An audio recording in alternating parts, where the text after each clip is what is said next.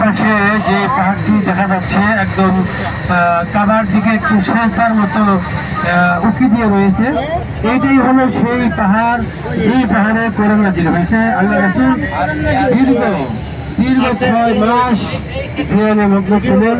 এখানেই কোরআনের 5টি আয়াত নাযিল হয়েছে। সবাই ভিডিও করেন, ছবি তোলেন।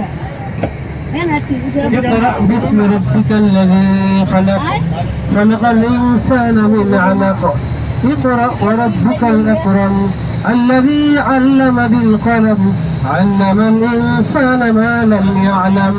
এই 5টি আয়াত প্রথম নাযিল হয়।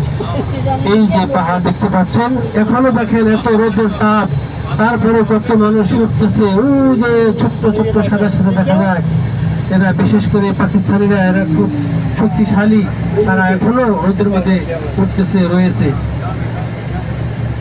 এখানে কোরআন নাযিল হয়। দীর্ঘ 6 মাস নবীজি ছিলেন এবং খাদিজা রাদিয়াল্লাহু তাআলা আনহা প্রতিদিন মক্কা নগরী থেকে 3 কিলোমিটার দূরত্ব হেঁটে হেঁটে নবীজির জন্য খাবার নিয়ে আসতেন 2 বেলা।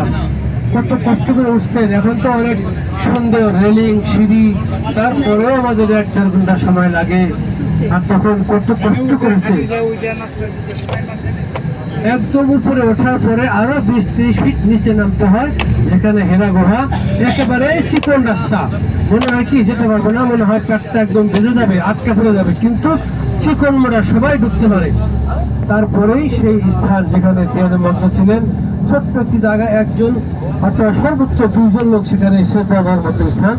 আল্লাহ তাআলার ইশারায় অনেকবার উঠেছি, আমি অনেকবার উঠেছি, কিন্তু জাবাল সুর যেটা, এটা এর চেয়ে আরো ডবল। ওটা হলো 6000 ফিট উচ্চতা। ওখানে আমি একবার উঠেছিলাম, কিন্তু ওঠার চেয়ে নামাটা কষ্ট বেশি, এটার চেয়ে অনেক বেশি। এটা অনেক সহজ। তো যাদের সুস্থ আছে, ইচ্ছা আছে, যাদের হার্টের সমস্যা না আছে,